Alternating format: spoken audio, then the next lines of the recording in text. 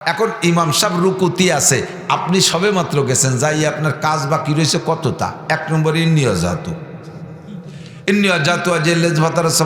হানিফা আমান আমিনাল মুশরিকিন, কত সময়? এরপরে নাওয়াইতুয়া বাহির হয়েছে, পাবলিক এবার নাওয়াইতুর বাড়ি ভক্ত। আমি জীবনও নাওয়াইতু ভরি নে, সাথে এসে গেল আর একটা নাকে বাড়ি নে। জানাজা দাঁড়ায় সামনে নিয়ে মুসল্লির সব কাতার দিয়ে দাঁড়ানো।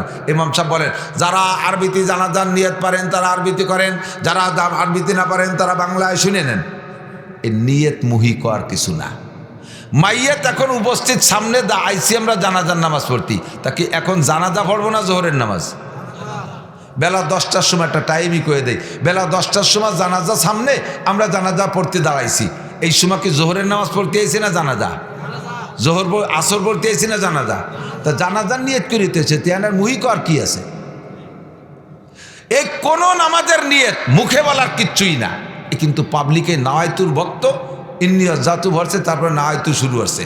নাওয়াইতু আল্লাহ তাআলা সালাসা রাকাতিল সালাতিল কি কয় সালাতিল মাগরিবে ফরজুল্লাহ তাআলা মুতাওয়াজ্জিহান ইলা জিহাতিল কাবাতি শরীফাতি ইক্তাদাতু ভেজাইল ইমাম আল্লাহু আকবার।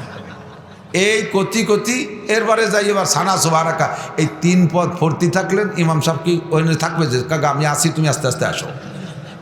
থাকবে নাকি? ইমাম তো 3 বার করে উঠে চলে যাবে, আর আপনি এতটা ভর্তি যে সবগুলো মুস্তাহাব, বা কোনোটা সুন্নত কোনোটা মুস্তাহাব। আর রুকুটা ধরতে পারলে এত বড় নাকি, কাজে আপনার ইন্নিয়াজাতু পড়বেন না, নাওয়াইতুও পড়বেন না, সানা সুবহানাকাও পড়বেন না, 2টা তাকবীর দেবেন, দ্রুত 2টা তাকবীর। একটা তাকবীরে তাহরিমা আল্লাহু আকবার, আর একটা রুকুর তাকবীর। 2টা তাকবীর দিয়ে যে রুকুতি অ্যাটেন্ড করবেন। রেকাতটা পেয়ে গেলেন, এক রেকাতের দাম 27 রেকাত। বলেন সুবহানাল্লাহ। জরুরি কি না? জরুরি না? ইমাম সাহেবরে আপনি সিজদায় পাইছেন, সিজদায় শরীক হয়ে যাবেন, কিন্তু রিকাত পান নাই। সিজদায় পেলে রিকাত হবে না, রুকু ধরতে হবে। আর রুকু ধরার পরিমাণ তো বুঝাই দিলাম, ঠিক আছে না? মাগরিবের 3 রিকাত ফরজ নামাজ অ্যাক্সিডেন্ট করে অনেকে, আমি না খেয়ে পারতেছি না, এই জ্বালায় পড়ে গেছি, এটা আসা শুরু হয়ে গেছে, তা কি এরবো। কিন্তু ঝামেলা তো, এই অভাব তো আছে অনেকের মধ্যে, আছে না নাই? এই অভাব আছে না নাই? মাগরিবের ফরজ নামাজ 3 রিকাতের 1 রিকাত পাইছেন, কয় রিকাত? 1 রিকাত। 1 রিকাত পাইছেন, 2 রিকাত পান নাই। ইমাম সাহেব সালাম ফিরে দিয়েছে, শেষ বইটাকে ইমাম সাহেব 1 রিকাত পাইছেন, যেহেতু শেষ বইটাকে পাইছেন। ইমাম সাহেব সালাম ফিরের উপরে উঠে আপনার আর 2 রিকাত পড়তে হবে। এই 2 রিকাত পড়তে যাইয়া অনেকে কিতাবাদিও জানে না, হুজুরকে কাছে শুনবে না, নিজের বুঝ মতে আমল করে। শেষের 2 রিকাত পর 2 রিকাত পড়ে শেষ বইটাকে করে দেয়। নিয়ম হলো, যদি শেষ রিকাত 1 রিকাত পান, তাহলে সালাম ফিরের উপরে উঠে দাঁড়াইয়া প্রত্যেক রিকাতে বসতে হবে। বলেন 4 রিকাত কো 3 রিকাত?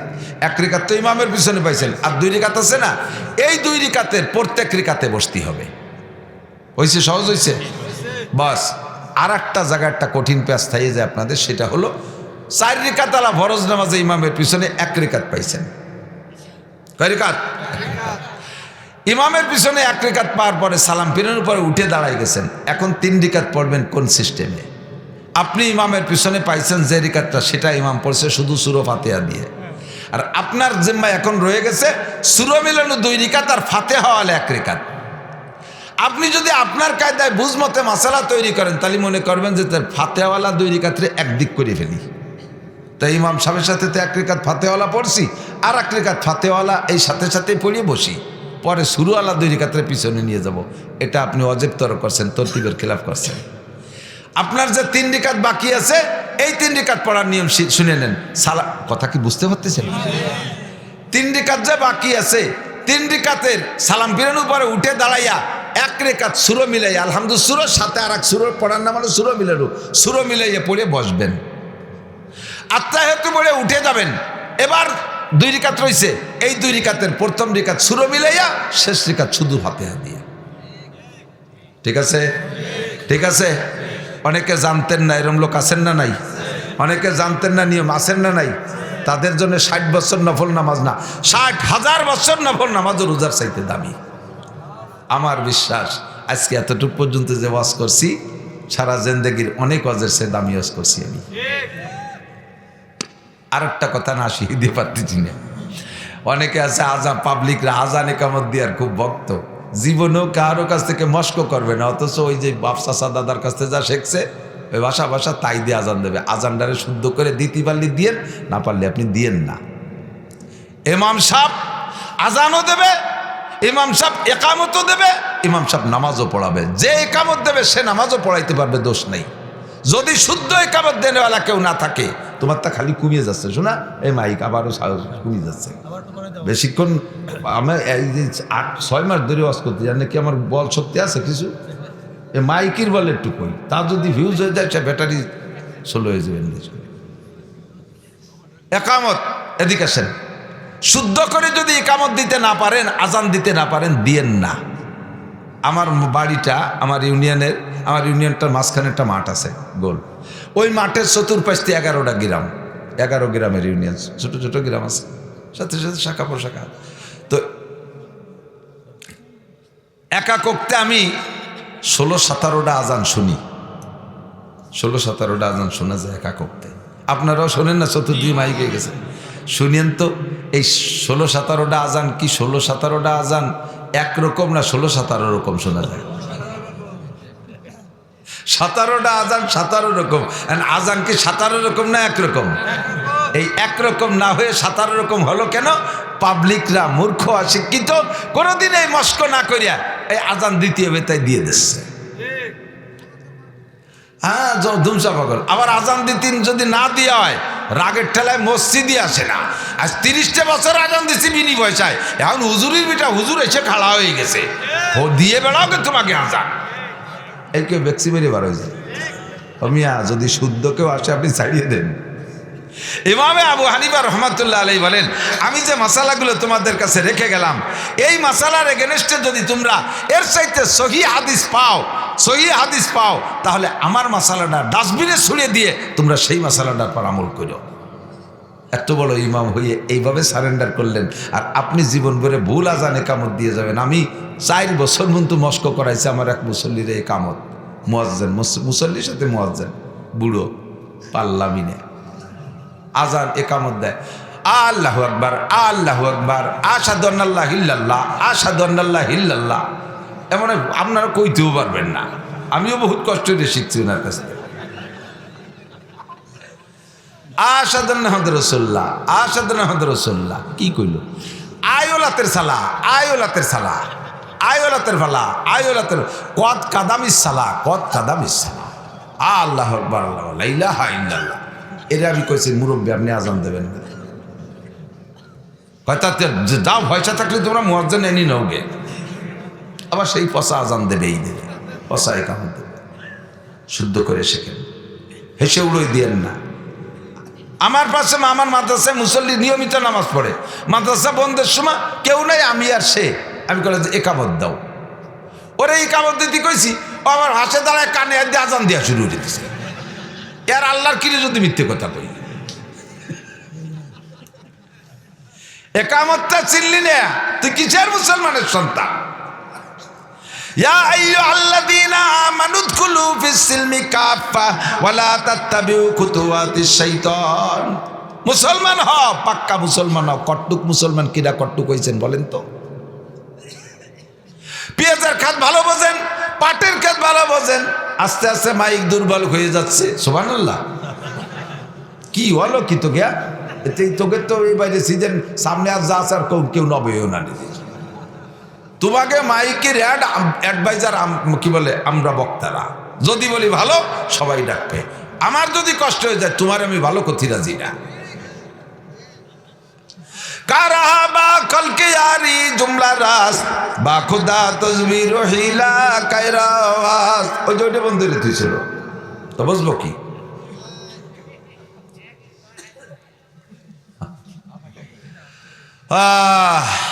দুনিয়ার সব কিছু পারো, ইংরেজিতে কি সুন্দর। 35 বছর সরকারি চাকরি করছো, ইংলিশের উপরে তুমি অনার্স ছিলে। এবার রিটায়ার্ডের পরে বুড়োকালে তুমি বাংলা পত্রিকা পড়ো না, ঠ্যাঙের পর পাউ দিয়ে ইংলিশ পত্রিকা পড়ো, তা তো বেশ ভালোই পারো। অঙ্ক খুব ভালো পারো, বই দেখা লাগে না, কঠিন কঠিন অঙ্ক করে দাও। ইংরেজি এমন সুন্দর বলতে পারো, তোমার সাথে ইংল্যান্ড ওয়ালারাও ফেল হয়ে যায়, বোঝা যায় না বাঙালি না ইংল্যান্ডি।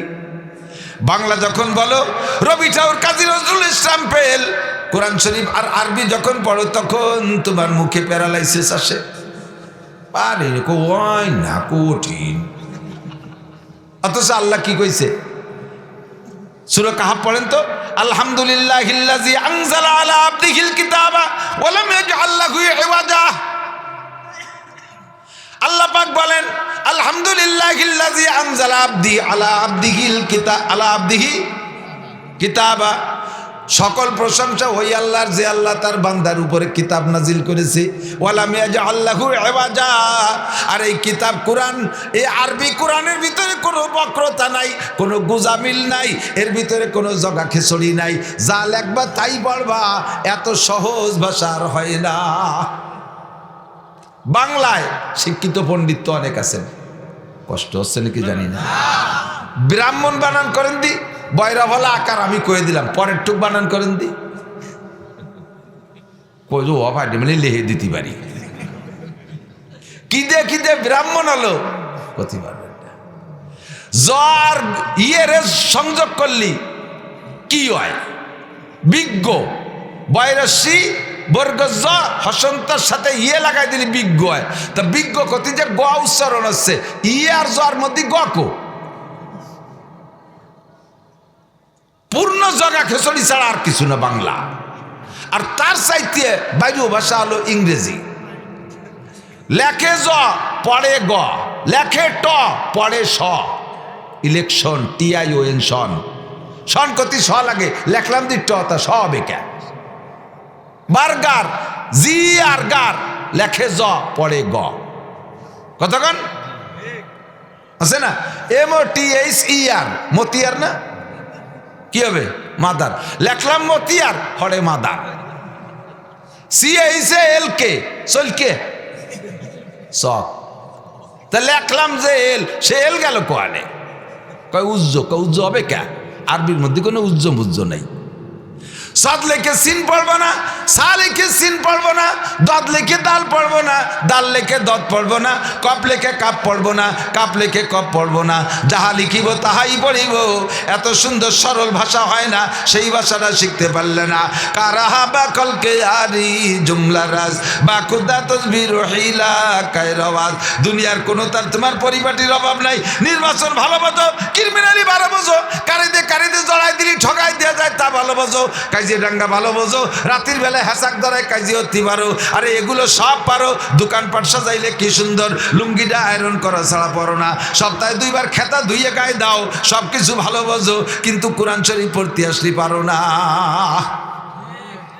বুড়ো মমতাজের গান গায়, ধান কাটা গায়, বুকটা ফাটিয়ে যায়, এই বয়সে বুক ফাটিয়ে যায়। ধান কাটে আর সুন্দর কণ্ঠে লালন শাহ কি কয়, বিজয় সরকারের গান গায়। যা বাজও ঠিক আছে। এই পৃথিবী যেমনই আছে তেমনই পড়ে রবে, এই জায়গায় আইডিও জুলও ঠিক আছে। আবার দ্বিতীয় মিশ্রার সময় এই সামনে জুল, সুন্দর এই পৃথিবী ছেড়ে একদিন চলে যেতে হবে, এখানে আইডিও জুল।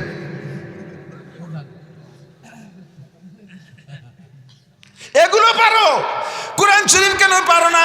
বিজয় সরকারের কণ্ঠে তার কবি গান গাও, লালন গীতি গাও লালন সরকারের কণ্ঠে, রবি ঠাকুরের কণ্ঠে তার গান গাও, নজরুল গীতি নজরুল কণ্ঠে গাও, মোহাম্মদ গীতি কেন মোহাম্মদ কণ্ঠে শিখতে পারলে না? এ মহিলা আয়েশার কণ্ঠে কেন কোরআন পড়া শিখতে পারলে না?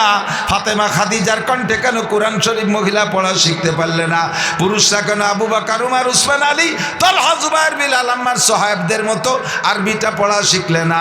ইংরেজিতে এত ভালো, বাংলায় তুমি অত ভালো, অঙ্কে তুমি BSc টিচার, কেন তুমি কোরআন শরীফ পড়তে আসলে বুকা?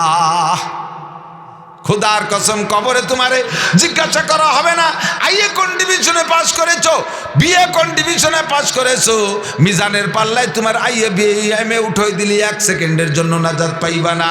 আল্লাহ নবী বলেন, মান হাফাজা আলা সালাওয়াত আকরামাহুল্লাহু বিখামসি খিসাল। 5 ওয়াক্ত নামাজ সুন্দর করে পড়বা, আল্লাহ তোমারে 5টি পুরস্কার দান করবে। একটু জোরে কর না সুবহানাল্লাহ। আল্লাহ তোমারে 5টি পুরস্কার দান করবে। 1 নম্বরে দুনিয়ায় রিজিকের অভাব থাকবে না। 2 নম্বরে কবর আযাব মাপ, 3 নম্বরে ডান হাতে আমল নামা পাইবা, 4 নম্বরে বুলসিরাত বিদ্যুৎ গতিতে পার হইয়া যাইবা, 5 নম্বরে ওয়াদখুলুল জান্নাতা বিগাইরি হিসাব, বিনা হিসাবে জান্নাতি। কাজটা করলাম কি শিখলাম? বুঝতে পারলাম না। আল্লাহ তাআলা মাসালাগুলো সহিভাবে শিখে তারপর আমল করার তৌফিক দান করে। সবাই বলেন আমিন। সবাই বলেন আমিন। আল্লাহ পাক রব্বুল আলামিন আমাদেরকে স্বাধীনতা দিছে না? বিড়ি খাওয়ার সময় কি মুখ প্যারালাইসিস হয়েছে দেখছেন? গাঁজা খাওয়ার সময় মুখ বেঁকা হয়ে গেছে, ফেরেশতারা মুখখান ধরে মুসরাই বেহারে দিতে পারতো না? তা দেয় না, খাতি থাক। কত খাবি? কিছুদিন গাজারে তুই খাবি, এরপরে গাজায় তোরে খাবে। কতক্ষণ? কিছুদিন বিড়িলে তুই খাবি, এরপরে বিড়িতে তোরে খাবে, মাটিয়ে খাবে, পরাণ খাবে, কলজে খাবে, ফুসফুস খাবে, লাঞ্চ খাবে, হার্ট খাবে, বাল্ব খাবে, রক্ত খাবে। ঠিক? সবাই তো কাউ ঠিক, আবার খাও কে? গাজা খাতি মজা লাগে, যত মজা তত সাজা। হারামে তাৎক্ষণিক একটু আরাম আছে, কিন্তু স্থায়ী আরাম নাই। এক গল্প শুনেছিলাম, এক স্কুলের মাস্টার, কি বলে, এক স্কুলের একটা মেয়ে ক্লাস 9-10 পড়ে, খুব মেধাবী, কিন্তু নিতান্ত গরিবের মেয়ে। বাপ ভ্যান চালায় কোনো মতে, মেয়েটার পড়ার খরচ দিয়ে 5 স্কলারশিপ, আবার জেএসসিতে স্কলারশিপ, সেই স্কলারশিপের পয়সায় সে পড়ে পড়ে বড় হচ্ছে, পুরো স্কুলের মধ্যে ফার্স্ট। ওর বাপ মেয়ের বিয়ে দেওয়ার জন্য একটা ছেলে খুঁজছে। ওই বাপও ভ্যান চালায়, ছেলেও ভ্যান চালায়, এটা খুঁজে নিয়েছে। মেয়েরে বলতেছে, মা হাই স্কুল পর্যন্ত স্যাররা তোরে মেধাবী বলে সহযোগিতা করলো, কিন্তু কলেজে গেলি তো তোর মতো মেধাবী কত আসবে, তোরে তো সে জায়গায় কেউ পয়সা দেবে না, আমি সেই সময় খরচও দিতে পারবো না, কাজে গরিবের কপালে ধন জোটে না, তুই এর কলেজে চিনতে পারিস না, আমি ছেলেরটা পাইছি, বিয়ে বস। বাপে সুন্দর করে বুঝাইছে, মেয়েটা রাজি হয়েছে। আব্বার উপর দিয়ে কি বলবো, আব্বাই যদি জুমাইল মেরি দেয়। তো বিয়ের তারিখ সব ঠিক হয়েছে। তো যাইয়া ওই মেয়েটি, বাপের তো অভাব চরম, মাত্র 5 জন মেহমান আসবে কথা, এই 5 জনের মধ্যে দিয়ে উঠে দেবে। আর মেয়েটি যাইয়া হাই স্কুলে স্যার, হেড স্যারে ডেকে বলছে, স্যার, দপ্তরে যে সব স্যারকে বলছে, স্যার এই ঘটনা আব্বা করে ফেলাইছে, আমি রাজি হয়ে গেছি। এখন আমি তো সবাইরে দাওয়াত দিতে পারবো না, আমার তো নিতান্ত গরিব আব্বা, শুধু সবার পক্ষ থেকে হেড স্যার যাবেন, আর যদি পারেন আপনারা কিছু সাহায্য আমার আব্বারে করলেন। স্যার সেই সময় ছাত্রছাত্রীকে মধ্যে একটু কয়টা কালেকশন এনে দিয়েছে, স্যাররাও কিছু দিয়েছে। আর হেড স্যার বলছে যে, মা তোমার যেদিন মেহমান আসবে ওই দিন ভোরবেলা তোমার আব্বারে আমার গাড়ি পাঠাই দিও, আমি 2 কেজি গরুর গোশের টাকা দিয়ে দেবো, 5 জন মেহমান তো 2 কেজি গরুর গোশ। আর আমারে জাতি কয় না, কয় না স্যার আপনি না গেলে বিয়েই বসবো না। মোটামুটি স্যারের টাইট দিয়ে দাওয়াতটা স্যাররা ফাইনাল করছে। এখন বিয়ের দিন সকালবেলা কুয়াশার আকাশ, ভোরবেলা ওর আব্বা যাইতেছে স্যারের বাড়ি 500 মানে গরুর গোশের টাকা আনতে। যাওয়ার পথে রাস্তার পর দেখে যে পলিথিনই একটুল্লা গোশ ফেলানি, আর তাজা মানে তক্তকে গোশ, গরম গোশই পলিথিন ভরা। খানিক দাঁড়ায় রয়েছে, এদিক ওদিক কেউরে দেয় না। পরে চিন্তা হলে যে এত কুত্তই মুত্তই খেয়ে যাবে না, তাই নিয়েই যাইয়ে হেড স্যারের বাড়ি যে কই দেখা যাক স্যার কী কয়। যে স্যারের বাড়ি নিয়ে ফতোয়া চাইছে, স্যার এইভাবে তো পালাম, রাস্তায় কোনো মানুষও দেখলাম না, এটা কীভাবে পালাম? স্যার কলেজ ওই তো তুমি গরিব মানুষ, আল্লাহ তোমার কোনোভাবে পাঠাই দিচ্ছে, যাও ওই 2 কেজি নিয়ে রাইন্দে কাউকে, আর আমি তো টাকা দিচ্ছি এই যে অন্য কাজ করি, হালাল করে দিয়েছে স্যার। কারণ ওই 2 কেজি গোসাই নিয়ে, আর স্যার যে টাকা দিচ্ছে, স্যার আপনি কিন্তু আসবেন, আর সে গোশ রান্না করছে সুন্দর করে। এবার স্যারও খাইতে পারছে, সবাই খাইছে। 2 কেজি গোশ, বাড়িতে আরও মেহমান আছে, 1 টুকরা 2 টুকরারে পাইছে, স্যার 1 টুকরা পাইছে। পরে খাইয়ারা হাত ধরছে না, বারবার হাত চাপতেছে, এত স্বাদ আর এত তেল, মানে মজার শেষ নেই। খেয়ে দিয়ে বিয়েটিয়ে খেয়ে দিয়ে সব চলে আইছে। পরের দিন স্যার স্কুলে যাইয়া ওই লাইব্রেরিতে বসে গল্প হতেছে যে জীবনে গোশ তো খাইছি, এইরকম গোশ খাইনি, এই কালকে সালেহার বিয়েতে যে গোশ খাইছি, 1 টুকরা পাইছি, কিন্তু তো পাইলি মনে আমি 2 কেজি খেয়ে দিই, এমন স্বাদের গোশ আর পাইনি। এর মধ্যে ওই স্টাফের মধ্যে হিন্দু মাস্টার একজন, উনি কইতেছে যে ভগবান যার রুজিতে জানে রাখে শেষে জায়গা খায়, সালেকে বাড়ি বিয়ে আপনি একাই খাইয়েছেন, আমাকে রুজিতে না খাতি পারলাম না, আমার রুজিরটা তাই আমার হলো না। আমি সকালবেলা 2 কেজি শুয়োরের গোস্ত কিনে একটা পলিথিনের সাইকেলে বাসে আনতেছি, কোন জায়গাতে পড়িয়ে গেল তার ফ্রিজে পালাম না।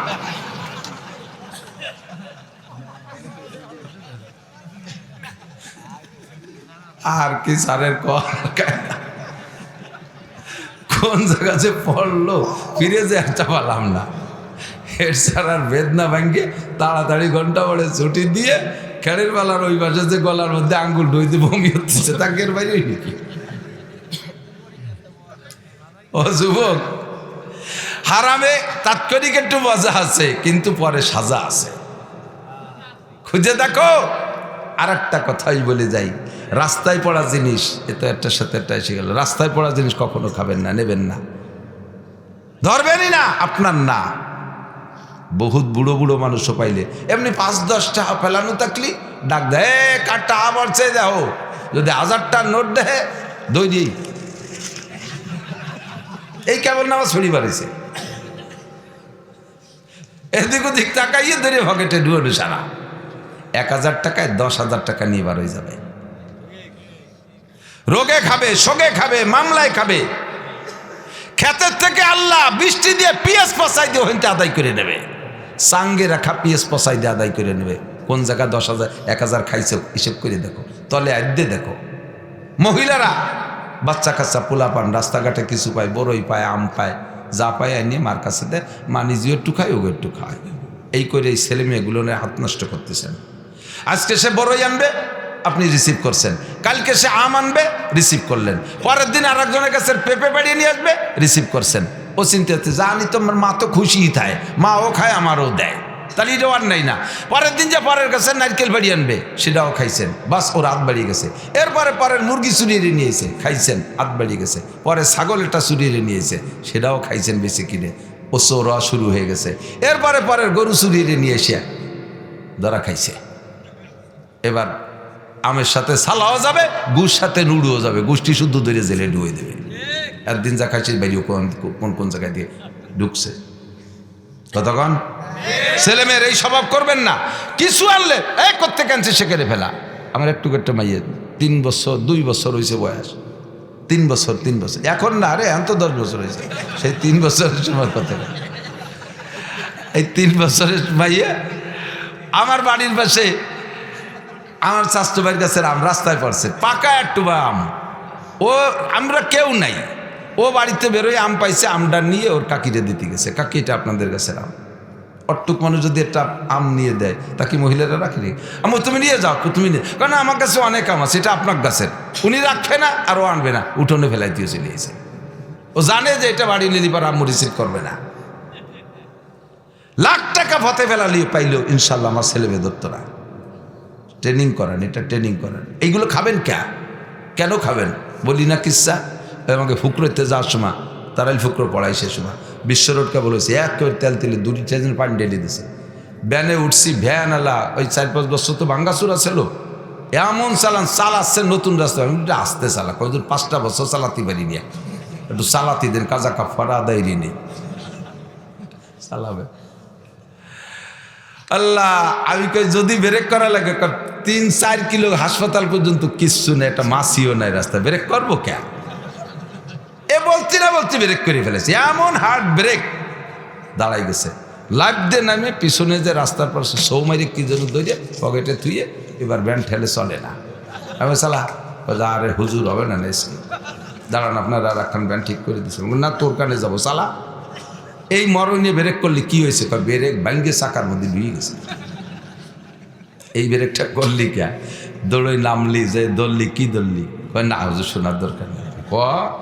কয় যে 10টা টাকা ফেলানো, চিন্তালাম কেউ না কেউ তো নিবি নেই, এই ছাতা আনতি যে আমার 300 টাকা যাবে আজকে।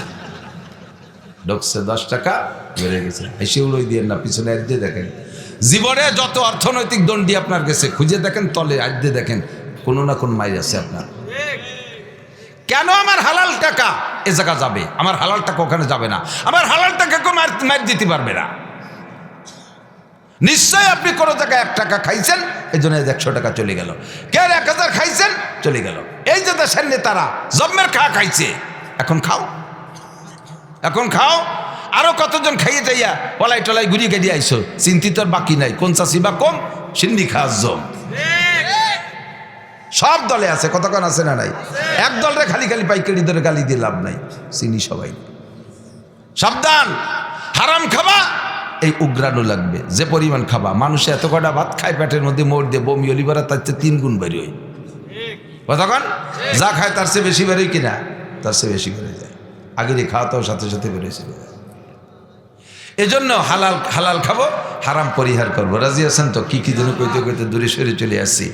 ইত্তাকিল মাহারিমা তাকুন আবাদান নাস। যত হারাম আছে ছেড়ে দাও, তাহলে তুমি সবচাইতে বড় ধনী হতে পারবা। এক একটা মাসআলার দাম 60 বছর নফল নামাজ ও রোজার চাইতে বেশি। মাজলিসু ফিকিন খায়রুম মিন ইবাদাতি 60 সানা। আমাকে আপনাকে আল্লাহ পাক স্বাধীনতা দিয়েছে, দেশে কি দেয় নাই? ওইখানতে চলে আসছি।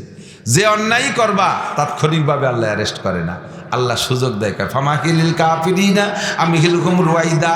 ছেড়ে দাও, সুযোগ দাও, কত উপরে উঠতে পারে উঠুক। এই স্টেজ থেকে যদি কেউ গড়াইয়া পড়ে একটু ব্যথা পাবে, তবে মরবে না। কতক্ষণ স্টেজ থেকে গড়াই পড়লে বুড়ো মানুষও যদি পড়ে তাহলে ব্যথা পাবে, কিন্তু মরবে না। 200 হাত উপরে নিয়ে যদি ছেড়ে দেয়, মেরে দেয় নিচের দিক, তাহলে মোর থেকে নিচে পর্যন্ত আসা লাগবে।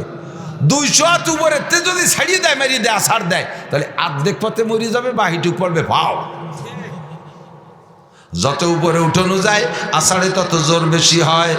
ও যুবক, বিড়ি খাও, সিগারেট খাও, গাঁজা খাও, এবা খাও, ফেনসিডিল খাও, হিরোইন খাও, আরো যা যা খাও, ডেলি ডেলি প্রমোশন করতেছ খাওয়ার ভিতরে। আল্লাহ পাক শুরু থেকে তোমারে গলা চিপে ধরে নাই, মুখ ধরে বসে নাই, তোমাকে উঠতে সুযোগ দিয়েছে। দেখি কত উপরে ওঠো। মাঝপথে তওবা করে ফিরে আসো। বাজা বাজা হারাতে হাসতি বাজা। যে জায়গা আছে ওখান থেকে ফিরে আসো বান্দা, তোমার ওইটুকু আমি মাফ করে দেব। যদি তুমি ফিরে না আসো, উঠতে থাকো, আল্লাহ তোমার সুযোগ দিয়েছে, ওঠো, কত উপরে ওঠো। যত উপরে উঠবা আষাঢ়ে তত জোর হবে। এক পর্যায়ে হারাম খাইতে খাইতে তুমি এখন পাগল হয়ে গেছো, মাতাল হয়ে গেছো, চোখ নষ্ট হয়ে গেছে, কিডনি নষ্ট হয়ে গেছে, গাল শুকায় গেছে, হাতে পায়ে মাংস নাই, তুমি মাথায় সবসময় ঘুরে, ঘুম আসে না, ইত্যাদি ইত্যাদি রোগে আক্রান্ত হয়ে গেছো। দুনিয়ার কোনো ডাক্তার আর তোমার চিকিৎসা করতে পারবে না। আল্লাহ পাক বলেন সানাস্তাদরিজুহুম মিন হাইসু লা ইয়ালামুন। কোন দিক দিয়ে যে মারবো তুই টেরও পাবি না, কোন দিক দিয়ে ধরবো